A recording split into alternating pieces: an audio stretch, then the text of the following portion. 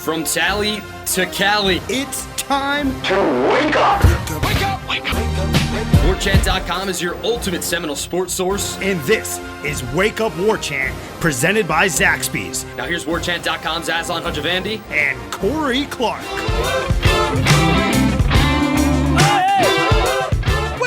What's up, everybody? It's Wake Up War Chant, proudly presented by Zaxby's. I'm Aslan Hajavandi. Corey Clark here as well. We work for WarChant.com. It is, after all, the ultimate Seminole sports source. Use that promo code WarChant30 for 30 free days of access. We're just a little podcast. We're just a cog in the wheel of War Chant, but we are proudly presented to you by Zaxby's. Indescribably good. Check them out. They're our friends. They'll be your friends, too. You can use the delivery app. They'll bring the food right to your front door, or you can just drive on over.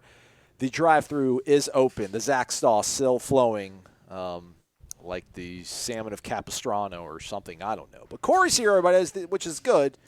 How are you, Corey? I am good, buddy. How are you doing? You doing all right? Yeah. Have you've returned to your manor up in Georgia, if I'm not mistaken, right? Correct. I put a week in Tallahassee. Now I'm back up here as we record this. There's some really bad storms heading my way, so let's all cross our fingers.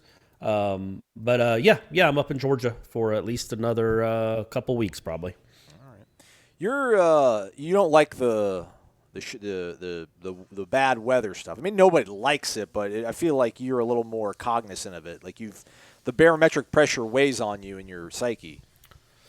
Yeah, and you see all these, I don't know how many people we have listening to us in Mississippi, but Mississippi and Louisiana are just got hammered on Sunday with some really bad tornadoes and storms. And, by the time people are listening to this, it might be Alabama and Georgia too. So not exactly the best time, I don't think, for Mother Nature to do this to us as a country. Not a big fan of it.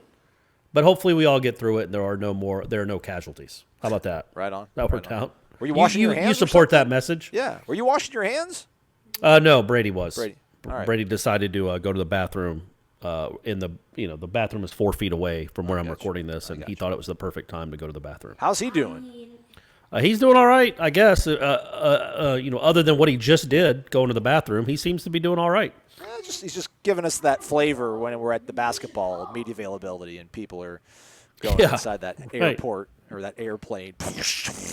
And it was a number one too. It wasn't a number two. So thank goodness. All right, so I don't know what's going on this week, but I do know that the War Chant Happy Hour that we did on Friday was a bit of a mild success, so we might try to replicate that later this week. Your intrepid eye discovered that the replay of the 1999 National Championship, the 2000 Sugar Bowl, I guess technically, will be replayed, 8 p.m. Thursday night, 7 p.m.? I think it's Thursday night on the ACC network. Now, that's what it says on my guide. Okay. That's what it looks like on my guide, but you never know. The ACC network might feel the need to show a Syracuse lacrosse match instead. Right, okay. So who knows? But right now, that's it looks like it's an all Florida State day, actually. Let's go. I think they got like the game 2 of the softball championship against Washington, which unfortunately isn't the one where Jessica Warren makes that great catch. And I think they have they might even have a men's basketball game too. It's like Thursday is all Florida State day on the network. Florida State Takeover. I think that's the way they market this stuff, the Takeover Day or whatever. Sure. We might do a live play-by-play of that. Hopefully Corey will be on it because Gene too, obviously. Ira and I really would not be able to relive it as greatly as you guys can. Got a question for you too, Corey. Somebody emailed me and was asking about. You'd mentioned it previously, and we're going to talk about some other stuff going on more recently. Florida State got a transfer at cornerback from FAU. Take that, Willie Taggart. We'll get to that in a minute. And the basketball team got a commitment too. Right on. But somebody emailed me and was talking about how you've mentioned it before, kind of tongue-in-cheek, about how you would volunteer your time to whoever Florida State ended up hiring, Mike Norvell in this case, to kind of give him an overview of Florida State's illustrious history, how the brand became iconic, I guess you could say. And they wanted you to kind of maybe figure out what that pitch or that history lesson would be, and if you would indulge the listeners, because a lot of them are younger and they just, more or less might have just recently discovered Florida State. And I think you've kind of mentioned a couple things you'd have to check off the list. But if Mike Norvell in all this idle time maybe not as much idle time as we would like to think he has. But if you had like 30, actually 30 probably wouldn't be enough, like an hour, and that wouldn't be asking for too much of his time. Like, how much could you get done in an hour? What are maybe like the 3 or 4 things that you would absolutely have to hit on for you to be like, yes, now you can appreciate what you have inherited? As far as just the overall arc of the Florida State football program, we're asking? Yeah. Ooh, that's a tough one, man. I don't know. The part of me is just like I'd show them like the last hour and a half of the Bowden dynasty. Yeah. And be like, hey, man, this is what it looked like, because there's footage, from Florida State games in the 70s when they were terrible, and this is what Bowden did. I would focus a lot on like the 77 to 80, because that's kind of when he made Florida State. That isn't kind of. That's when he made Florida State a destination place.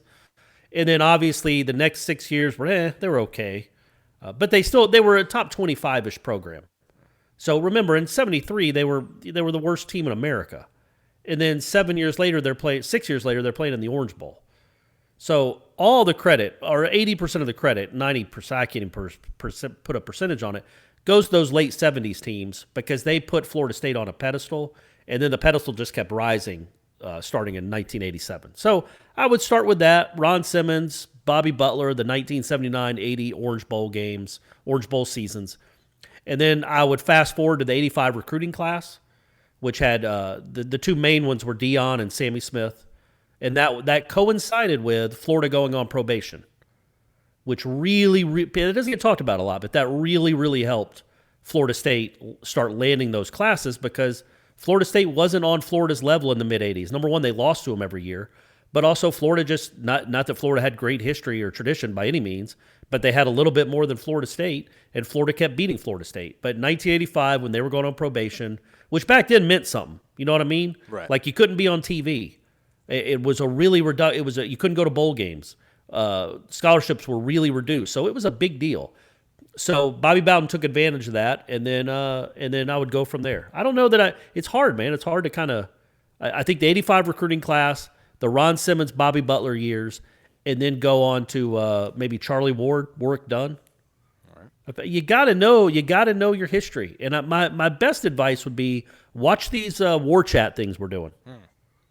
Because it's not just we talk about important games. Like, I think the next one we're going to do is the 1989 Miami game, which Miami ended up winning the national championship that year, but their one loss was to Florida State. But it reminds you, or it informs you of some really important players in Florida State history. Because without Charlie Ward and Warwick Dunn, you could make the argument, a good one, that there isn't a Jameis Winston or a Dalvin Cook. So that I would kind of maybe do a timeline of how this recruit in this season led to this recruit in this season. Was 89, they started off 0-2, lost to Brett Favre, Southern Miss? Yeah, they lost in the last 20 seconds there. Apparently it was the hottest day in the history of Jacksonville that day too. It was in Jacksonville, so it was a pseudo-neutral site game, but not really. And Brett Favre beat them with a touchdown pass with like 25 seconds left. And if they win that game, because Southern Miss, the thing is, Southern Miss ended up being terrible that year. Like, crazy terrible. Like, I think they went 3-8. But one of their wins was over a top 4 Florida State team. Anyway, so if they win that game, they win the national championship, or at least play for it. But they didn't win that game. And then the next game, they lost to Clemson. And Clemson just beat them up. Clemson was much better than they were that night. And then they made some changes. I think they made Buckley. They put Buckley in the starting on the starting defense instead of Corian Freeman. They were playing him at corner, and then they said, oh, this number 27 is pretty good. Let's have him play. And then Leroy Butler was awesome, and then they just started sacking the quarterback 8-9 times a game. Good recipe. Check that out, Adam Fuller. Yeah, and Peter Tom Willis was awesome that year. It was his only year he really got to start. It was a fifth-year senior, and he was awesome. He was really good that year. He had the Fab Four. Good times, man. Good times. Like Peter Tom Willis, I feel, gets lost in the shuffle of the quarterbacks that you kick around when we talk about his the history. You always talk about Danny McManus and obviously Casey Weldon's in the mix there, but old P.T. Willis. I've been watching NFL Network a lot. They've been running a lot of retrospective stuff, obviously, and there's shots. They're doing stuff on Ditka, and then I'm like, oh, okay, there's Peter Tom Willis right behind old Mike Ditka, old Iron Mike. Yeah, that's right. He might have even started a playoff game for them. Like he started for them for a good bit, I think. At least a couple years, I think. after Jim McMahon got left or got hurt. But yeah, man, 89 was he was awesome. He was really good that season. But I think the difference is, I guess Chip Ferguson was the same way, but Chip Ferguson started like throughout the years, 85, 86. He'd start some games here and there. He started a lot in 85, actually. And then he had a great year in 87, his fifth year, senior year. But like PT only got the one season. But going into that season, in 1988, Chip Ferguson got hurt. So Peter Tom Willis had to start, like he was an emergency starter at South Carolina, who was like 14th in the country. It was at South Carolina. It was a Saturday night. And Florida State won 59-0. And he threw for a gazillion yards and like 5 touchdowns. So you knew going in 89 that, okay, P.T. Willis might be pretty good, but I don't think anybody expected him to be as good as he was. He was, that was a really good season. One of the best in school history. Especially back then. They didn't throw it every down back then.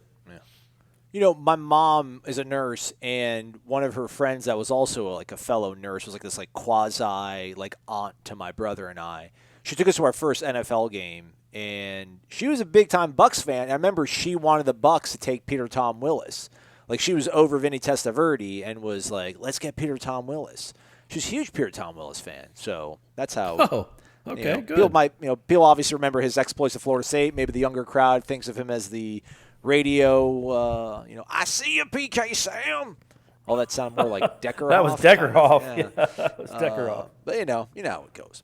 Anyhow, let's talk about the present, because that's why it's called the present, because it's now or something like that. Mike Ditka said that like in his football life thing. He's like, the history's there's a mystery, and the future, blah blah blah. And he pulled that whole middle school rhyme about cherishing the present. But we all should. It's crazy out there. Anywho, Mako Dotson. Mako? I'm going to call him Mako, like the shark. I think it just sounds cooler. Defensive back from Florida Atlantic. I'm looking at his Pro Football Focus information here. He's listed at 5'11", 195 pounds. Apparently, he led the nation in interceptions, man. And he's coming to Florida State to play intercollegiate tackle football for the Noles. That's the second grad transfer Florida State picked up this past week, defensively as well. Baylor is a defensive end. Apparently, he's a legacy. Deontay Williams. You remember his dad, obviously, though, right, Corey? Oh, Alfonso? Yeah, his dad was on. Yeah, there you go. That's another way that Norvell can learn. His dad was Alfonso Williams, who was a cornerback on the in the mid '80s. Returned a punt or blocked a punt and returned it for a touchdown against Miami in the '87 loss, 26-25. Really famous game. But yeah, so he was, and I think he's really good friends. Was best friends when they played together with Deion Sanders. His nickname Alley Cat. Nice. You old Alley Cat. Yeah, so that's good news, though. Getting a kid that led the league led the nation in interceptions. Huh? What does it say about him on Pro Football Focus? Well, he finished the year in his coverage. His overall defensive grade was 77.8, which if I sift, let me go ahead and sift Florida State by that. So 77.8. He would have been the third highest graded defensive player on Florida State's defense, behind only Hamsa and Marvin. To that point, Hamsa at 80 is the leading defensive back. Asante was at 76.9. Samuels, the third, 73.9. So his overall grade higher than Asante and Sanford Samuels the third. Obviously a lesser schedule. Coverage, though, if we go to coverage, just pure coverage, he really kind of rockets up there. 84.4 is his grade. That would have been the highest by nearly 3 full points over Hamsa. Asante Samuels, kind of the gold standard we used around here. He was at a 78.7. Renardo Green, 74.7. Stanford's gone. A.J. Litton's gone. And pretty much every other defensive back was in the 60s in terms of coverage grade. Right. So. Gotcha. But a lot of it, obviously, was the fact that they did not know how to play a zone all that well. The coaching defensively was a bit of a less than ideal sort of demonstration of how to play football. But we do think there's still some talent on the defensive side of the ball. We feel much better about the defense than we do the offense. Maybe I do, I guess, right? Yeah. Anyhow, it's incredible, man. That's a pretty good get for Florida State to get a kid. He's draft eligible. It's pretty crazy. You'd figure maybe he would just go ahead and try to go into the league after he led the nation in interceptions. Does this feel at all to you? This is when Jimbo took over, it was this whole thing like, I got to get grown blank men, grown ass men. I'll have to probably edit that.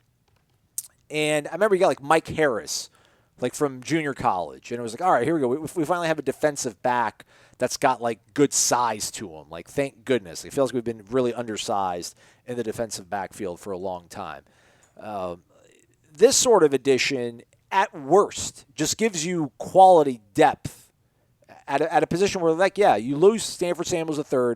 We don't know what's going to happen with Hamza in terms of his rehab. A.J. Linton gone. Levante Taylor, as used exhausted all of his eligibility. Man, this is a really good addition, I feel like, without having looked at a lot of his tape, just in terms of production. Yeah, no, I looked a little bit at his tape or whatever. There's like I don't know even how long it was, his highlight film on YouTube. Yeah, that's impressive.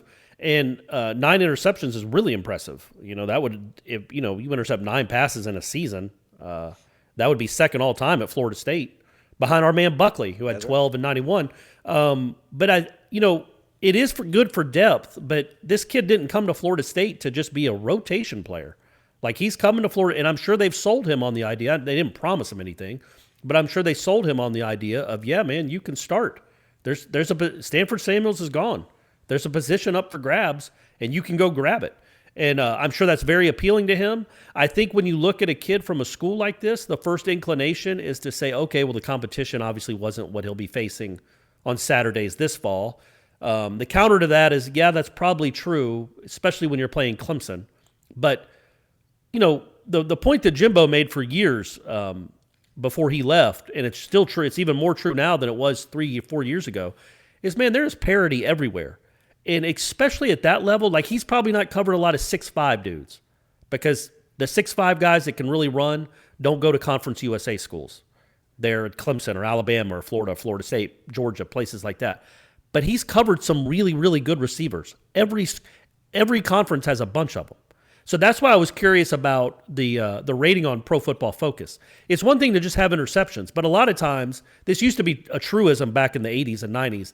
The cornerbacks that had a lot of interceptions typically gave up a lot of big plays too, because there was a reason they got a lot of interceptions, because people were throwing at them a lot. Like, the most interceptions Dion ever got in the NFL, I think, was probably 5 in a year or 4 in a year. They just didn't throw to him. The really good ones don't get thrown. Darrell Revis never had a ton of interceptions, I don't think. So, but, the fact that he was an 84 and 80, and again, we take them with a grain of salt, these PFF grades, but they're a nice, they're a nice gauge. That he was an 85, that means he was pretty darn good everywhere. It wasn't just, he took advantage of some bad throws. He was a good player, and Florida State needs all the good players they can get, man. For depth purposes, for sure, and also for competition purposes. Like, it's not just going to be, I don't even know who Akeem Dent's job. Yeah. He's got to go win it, and this kid is going to be really hard to beat out. So it should make everyone better, right? Especially if they're taught well. What? Like, if they're taught well, if they're not just fundamentals, but I'm thinking, you get a lot of picks in a zone defense too. Yeah. So and you get a lot of picks when you outfight a guy for the ball. You make adjustments, and that's one thing that the 9 interceptions tells you, right? Is I like to call them ball skills. Yeah. Okay. And he must have good ball skills. Right. He had an interception in 6 of the 15 games. 15 games. I'm sorry, because they played in a conference title game, and they played in a bowl game. Actually, no. Oh, all right. 14. I apologize. For some reason, here on Pro Football Focus, it says week 1, and then it says there's not a week 2 because they had a bye week on week 2. So I saw the number 14, and then I saw 2 other games. So I tried to do some quick mental math. But he had a pick in at least 6 of the games. He had 2 picks in 3 of the ball games. Now, they did play Ohio State. He did not rank out or grade out particularly high in that game. His tackling was kind of low. The Marshall game is another game where he graded out kind of low. Then he also had 2 other games where he graded out below 60. Otherwise, he was on the upper sort of – it's a color coding system they use, and you don't want to be in the yellow and below. Like, you don't want to be yellow, orange, or red. He's pretty much lime green and solid green for about, 8 of the games from that season. So, yeah, I don't know if Terrell Buckley's got to, keep an eye on the box score when Florida State plays this season because his record might be on the line. But I just think, like, at this point, just bring in new guys, new blood, because you're trying to establish new habits, new culture, and to push other guys is not a bad idea at all, and especially a cornerback, man, in this conference. And we've seen how a lot of quarterbacks have carved the secondary up in the last few seasons. Nice little sort of maybe, we didn't see this coming, so this is a real good sort of grab for Florida State. It's just good to see them being involved in this kind of free agency market, you will, that is the recruiting portal, or the transfer portal, rather, especially when, all this sort of uncertainty is swirling around programs right now, just in terms of not having your guys on campus and being able to coach them, that this coaching staff is still out there trying to find guys. Another encouraging thing, I think, from this coaching staff. Oh, absolutely, it is, and it's good. Florida State's gotten some grad transfers in recent years. None of them have had like the pedigree like this, though, that I can remember. And again, you're not going to typically get a guy from Ohio State that's had 9 interceptions. He's not leaving anywhere except to go to the pros. Yeah. So you have to have a guy from a smaller school that's looking to go pro. And usually, frankly, they're usually like the Williams kid from Baylor. They played they played a bit. They've had some okay moments, but nothing that really jumps out at you. This kid led the nation in interceptions, and he's coming to Florida State. That's a good thing, man. That's a good thing. We don't know if he's the next in the great line of cornerbacks at Florida State. He started at Georgia Tech too, by the way. It wasn't just that then he went to a JUCO and then he went to FAU. So he's been around. He's seen some things. So he's got whatever it is, 4 months in Tallahassee. But I do think that, again, I think that you get a guy like that has a history of success, that has a lot of confidence in himself, and has shown an ability to make plays, and can maybe teach Akeem Dent how to catch a ball. There we go. No. This is what you do. Nobody on Florida State's team really has any history with interceptions. I bet he's got more interceptions than the rest of the team just last year than the rest of the guys returning had combined. So he can do a lot of teaching on, no, this is how you break on a ball. No, look it in.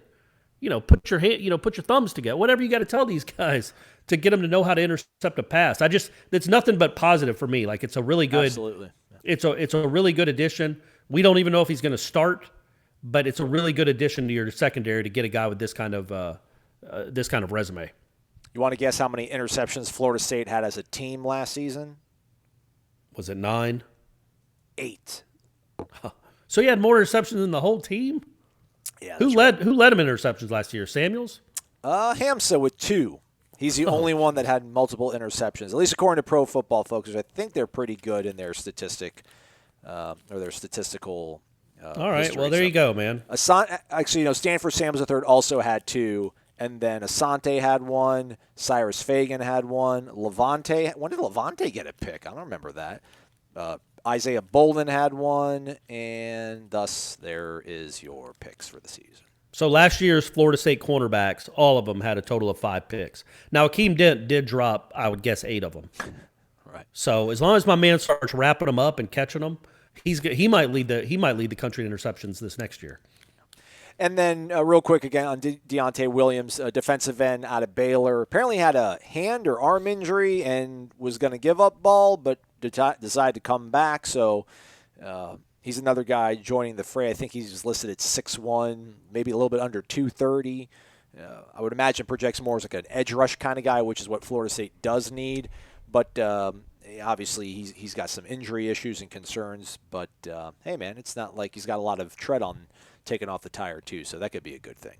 In terms of basketball, Corey so astutely pointed out that the Noles were doing some recruiting on that end as well. Quincy Ballard, according to Rivals, a 3-star, a big man, center. The guy I'm listed at 6'11", 245, committed to Florida State on, I think, Friday, or was it Saturday?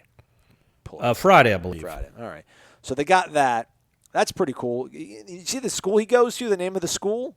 I like this one. Maybe she's looking to get Brady there. Quality Education? Quality Education Academy. I mean, name says it's all. It does. What else? It's not. I mean, I'd like it better, I guess, for our sake, if it was a quality athletic academy. Okay. But education's important. I'm not downplaying education. That is a great name for a school. It's like naming a restaurant Quality Food. There we go. We like that. Yeah.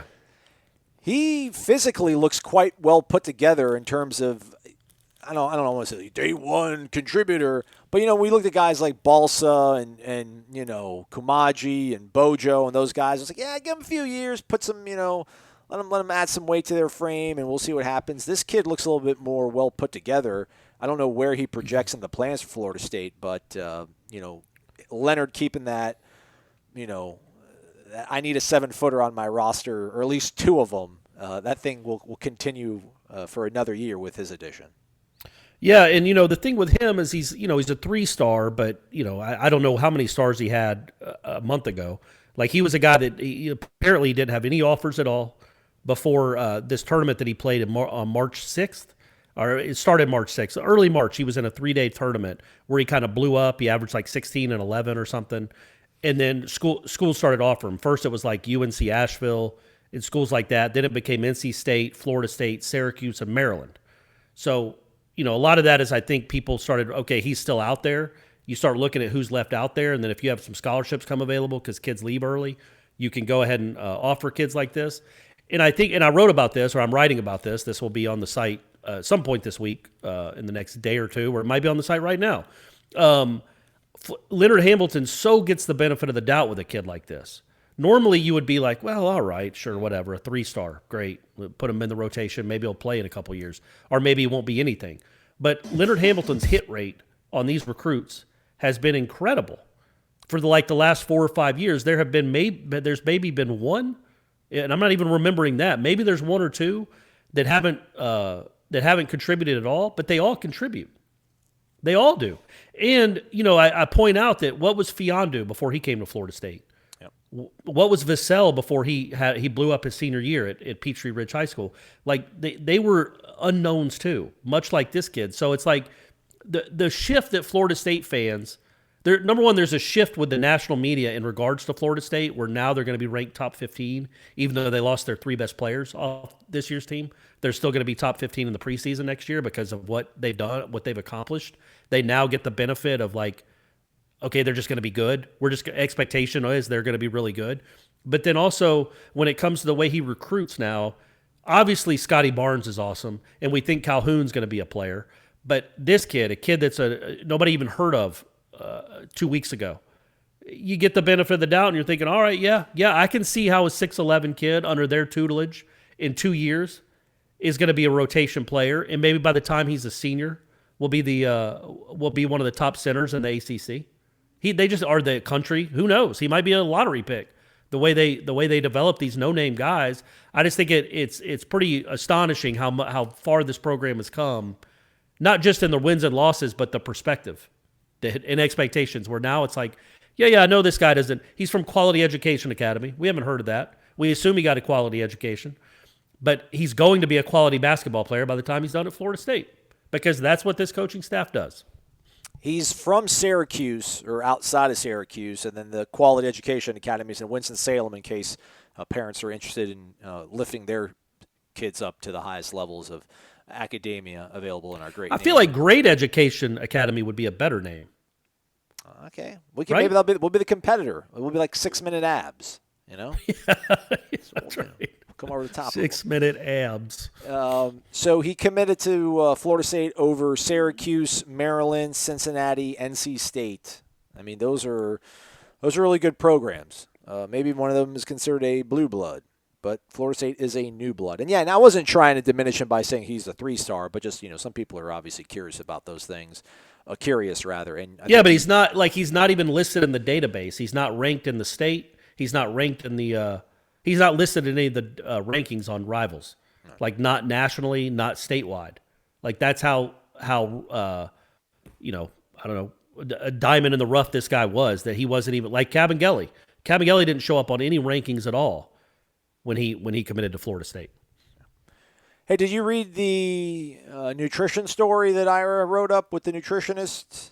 I did. It was a Q&A, right? Let's not give him credit for writing a story. Sorry. Yeah. Well, I mean, shoot. It's probably easier to write a story than it is to transcribe out a whole Q&A, right? Oh, it absolutely is. And I wasn't. I guess it sounded like I was criticizing Ira and said he was being lazy. Nah, man, those Q&As I did one with Hamilton last week. Yeah, it's a lot easier to kind of write and paraphrase things as opposed to actually direct quotes. That, I didn't get into this to be a court stenographer. That's what I did when I was an intern for Florida State. I mean, for an intern with War Chant with Gene back in the day. Like, my job was to transcribe all of Bowden's post-practice and post-game news conferences, and then that was it. Well, it's terrible. It's not. Well, it wasn't as bad as Bowden. It wasn't as bad with Bowden. Jimbo was impossible. Yeah, just impossible. You couldn't keep up. You'd have to go back. Every quote, you'd have to go back and start the sentence over again to make sure you got it right. Or you could just kind of be like, this is what he meant. Yeah. But anywho, I don't know where I was going with that. But yeah, so good story up there by Irish O'Fell. Good Q&A, well right. Hammered out by Irish O'Fell talking. And I should actually put their name out there and not just call them the nutrition person. But what stood out to me, and again, I think there's just more evidence as we sit in limbo here of what's going to happen with the football season this year. And, we wanted to see, obviously, a spring game so that we could start judging this new coaching staff. But, I think some of us might have got caught up in grading coaches based on how they do in the press conference.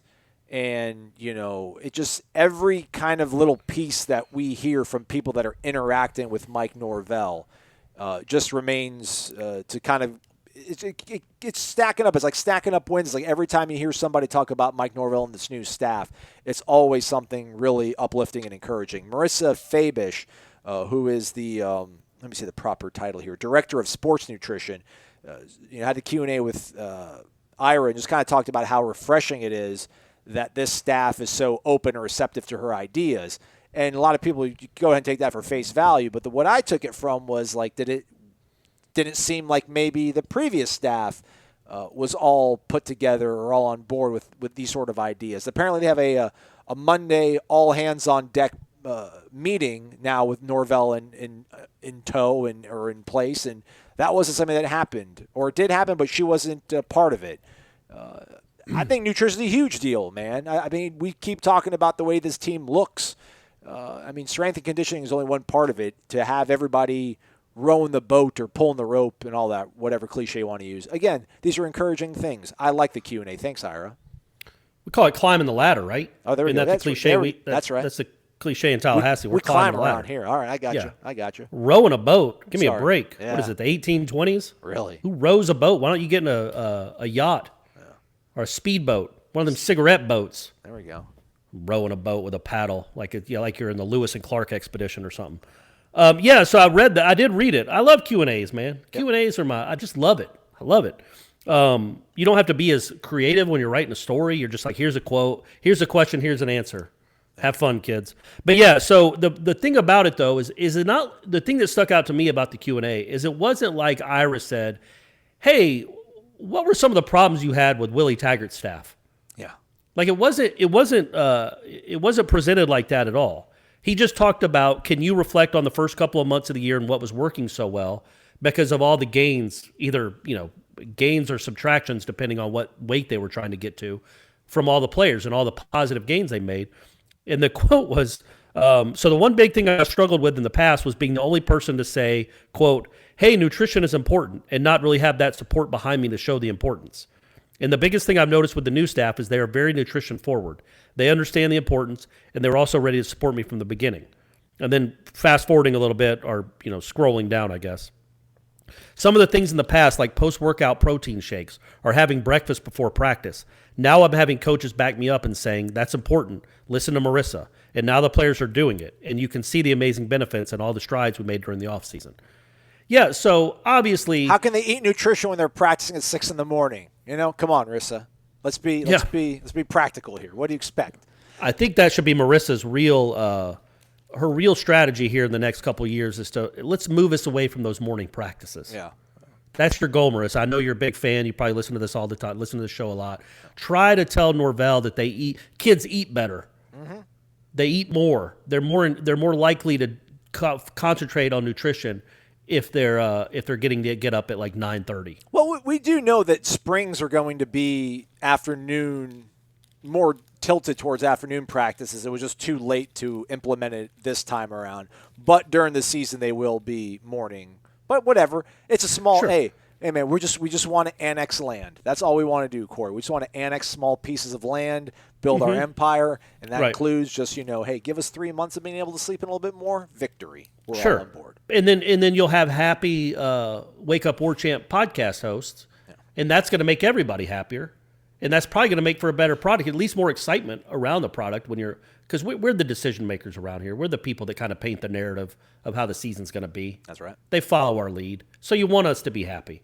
But going back to the Q&A, again, she wasn't asked about Taggart, and I don't think she necessarily was meant to throw him under the bus as much as to explain the difference in the short amount of time.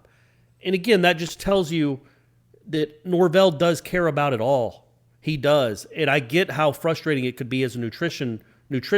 Is that the word? They're nutritionists? Director of nutrition. Sure. That's what I almost got into. But I found out you couldn't eat Crystal if you're a director. And man, I was sad to see that Crystal apparently is going bankrupt because, daddy, and I know they're not the best food on earth, but holy moly, I grew up on Crystal. Love me some Crystal. But anyway. Now you got Zaxby's in your life, and everything is. I do, and I love Zaxby's too. Had them takeout a couple days ago. Let's go. So, yeah, absolutely. Once a week at least, I'm doing that. But yeah, so going back to that, it's just she was explaining the difference. And it is vitally important to be backed up.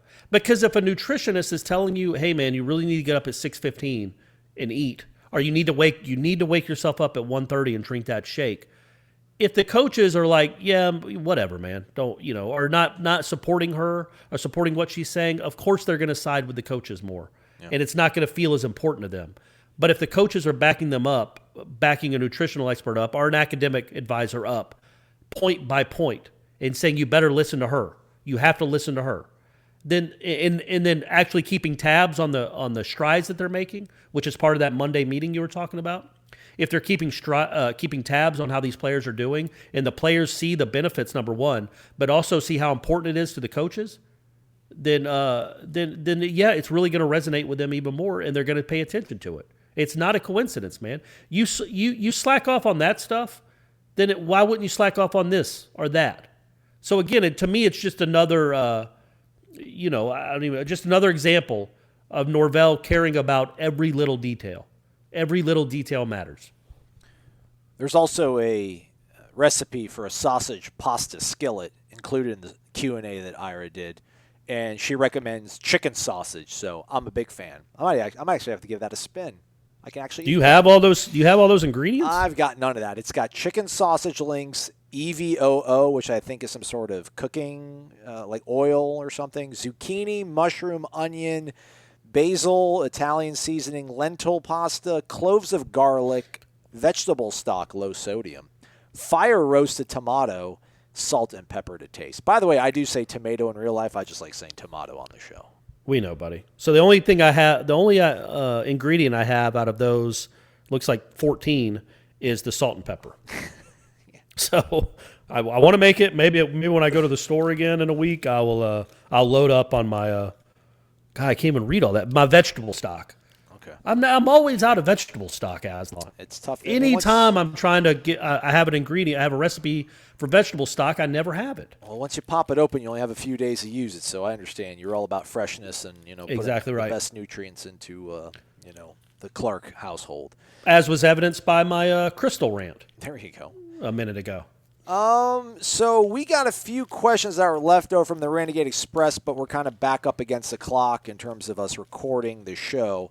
There's like two different tangents I can almost go off on here, and I don't know which one to select, Corey, but we do need to kind of wrap things up here. It's a little bit of a shorter show. We'll be back, obviously, Wednesday, and we'll do one Friday, too, with the Renegade Express. I don't want to talk about the 2014 squad question from Knowles MG4 because I really feel like if I open up the can on that, that's literally a minimum 20-minute conversation. I don't know, part of me, I've been watching a lot of NFL Network, and they did the top 100 teams of all time, and a lot of teams in there didn't win the Super Bowl. And I don't know, you'll probably joke and just say, oh, it's because you're a skeptic or a pessimist or a cynic or whatever I am. But like, why do you always focus on the negative? To me, it's like more fascinating to a certain degree, like talking about the what ifs than the actual successes. for example, like the 1990 San Francisco 49ers. That was probably the best 49ers team ever, but they didn't make it to the Super Bowl. We're not going to get deep into that one. Let me wrap it up with this thought. Okay. Watching it, what it reminded me of is that me as a kid, my formative years watching football, the coaches that I liked. Now, I liked the 49ers, but like I grew up watching Mike Ditka and Bill Parcells, like these really rough, old school throwback kind of coaches. And there was Bill Walsh. So my kind of thing was been either if you're going to be a football coach, you have to be a caveman, but you just have to be cut from some different kind of cloth to where you're not maniacal, but there's just a certain edge and gruffness to you, or you have to be this sort of savant. You have this really innovative mind, like a guy like Bill Walsh. And I'm not trying to say that Mike Norvell is either of those three coaches, which are probably in some sort of top 20 list of professional coaches, period. But, like, yeah, you either have to be a really smart guy, I feel like, or you seem to be a total hard ass to get the best out of your team. I think Dabo, I don't know what Dabo is. Dabo's an anomaly. I hate using him for comparison to anything. But when I was watching that, I'm like, you know what, man, Mike Norvell, he's a sharp guy. So we at least have one of those things. Like one of those important characteristics you need as a head coach. Florida State now has that. It made me feel a little bit warm and fuzzy for a minute or two. Okay, good, man. That's a positive note to end the show. That's what I try to do, Core. That's what I try to do. Like, what were the first few coaches you remember watching? Like, maybe let's focus on football because we're a football show by and large. I mean, Tom Landry, you didn't worry about the Cowboys and Tom Landry, or like, did you not really? You're so focused on college, it was like, who cares about these people getting paid to play? I want to watch the ones that are playing it for the passion, for the love of the game. Saturdays. I mean, Bobby Bowden obviously was one. Tom Landry was there. Don Shula. When I never saw Tom Landry. I just remember being a kid and seeing Tom Landry stoic. Yeah. And I know he wore the hat in a suit, but imagine Tom Landry in like a Dallas Cowboys hoodie, sweatshirt cut off, wearing sweatpants. I mean, golly. Yeah. I never remember him saying anything. I know he did. I know he coached, but I just remember these guys back then, they were just stoic on the sidelines. Tom Landry never wore a headset, did he? Because he had a hat on. Yeah, he didn't wear a headset. He didn't have time for a headset. I see what you're saying. I'd say that, for my purposes growing up, NFL-wise, Sam Weich and Jerry Glanville were the two guys. Let me finish the thought. He was a bit innovative, though, but I'll let you go. He was innovative. He was an offensive guy, but he was also a character. Yeah. And he had a personality, like a big, goofy personality, and so did Glanville. And those were before that, to me, the NFL coaches were all like the Dan Reeves, the Tom Landrys, Mike Ditka had a personality, but he was angry. There weren't guys that tried to have fun or be funny. Those guys were usually reserved for college sidelines, like, obviously like Bowden. I don't know. I think you can be – there are some guys like Dabo that kind of fall through the cracks of any of those traits. I think Bobby falls through the cracks. I don't think Bowden, you pointing it out right in front of my face there really is Bowden was a pretty good offensive mind, but there was nothing really innovatively crazy. And again, I'm not saying Mike Norvell is innovative, but in terms of like a Bill Walsh type. But no, Bobby had a really good sense for offensive football. Yeah, Bobby was a borderline genius offensively. He was way ahead of his time. The problem with the when we think about Bowden is his teams didn't become great until he was more of the overseer, the coach of the coaches. But he wasn't really calling a lot of plays. But yeah, man, in the 70s and 80s, he was a different dude, man. They didn't make a lot, all the trick plays, play action on 3rd and 1, 4th and 1, all that stuff, man. The reverses. Those were just things that he was really, really good at and ahead of his time on that now kind of look quaint. But back then were really kind of revolutionary. He wanted balance. He wasn't a guy that wanted to run 70 times a game. But anyway, I think Norvell's got a lot of coaching traits that you look up to. He's not going to be stoic. He's going to be in your face. But he's also, he seems to me, and I don't follow the Patriots closely, and I'm certainly not comparing him to him. But he seems Belichickian. Oh gosh, Corey, what are you doing? This is going to get pulled out and run in the attention to detail. Okay, I think there's some Belichickian stuff in there. Now he's Norvellian. Norvellian is a good adjective. Sounds too Orwellian though, kind of freaks I know, me but out. that's what makes it great. He's Norvellian by nature. That's a cool. Hopefully that takes off. Hopefully he's at Florida State for 25 years. He wins 4 national championships or 6, and then people start comparing people to Mike Norvell, and they call him Norvellian. All right. So Daboian, that doesn't roll off the tongue. Did you want to give any shout out to Jerry Glanville? I interrupt you when you're on your roll about. No, he was just a goofball. Character. He was a goofball. He was a character though, and he always left. Remember, he always had left a ticket for Elvis at every game in case Elvis decided to stop playing dead and actually show up to one of the football games. Oh, splendid. All right, we're done for the day. We'll be back 2 more shows this week. We're going to keep this thing rocking and rolling. Look, we didn't even talk about what's going on in the world, Corey. We're so good at our job sometimes. We try, buddy. But everybody stay safe, and we hope you all had a happy Easter. If you celebrate Easter, we right. hope you had a happy one. We know. And by the way, I did want to say this, though, that, it is really hard for a lot of people in this country. Easter is a very, very important part of their lives, a part of their beliefs, their faith. And to not be able to go to church and celebrate it, I'm sure was very, very hard for a lot of people in this country. And it's sacrifices like this. That's, again, I'm not trying to be preachy. It's sacrifices like that are going to get us back to normal quicker. And we appreciated you not, all of us staying inside and getting through this thing. And that was another hardship for a lot of this country, was not to be able to celebrate Easter the way they're used to celebrating it. But we appreciate, we just appreciate you keeping us safe and staying safe. Hey, that horse thing's about to come on TV right now, isn't it? Yeah, I'm watching it right now. Trey Young is playing, and he's shooting on a goal like I have. Yeah. Like it's like a goal. You would think an NBA player would have like a gym set up or a backyard gym or a gym in his house. No, man, it's like a driveway goal that like 12-year-olds play. That's his Oklahoma house. So it's kind of cool. Oh, Brady's telling me right now that that's his Oklahoma house. Okay. Oh, he's all right. Thanks, So Brady. it's where he grew up. Good shout out, Brady. That's good information. Well, we don't know if that's where he is. Yeah, it doesn't matter. We're not talking to you. Do you need to use the bathroom again? No. Okay, great. All right. All right, that's fine. That's Brady and Corey. I'm Maslon. Thanks for listening to Wake Up War Chant, presented by Zaxby's. Indescribably good. Some call them lunchtime lifesavers. Others call them the most perfect sandwiches to ever exist. At Zaxby's, we just call them our signature fan favorites.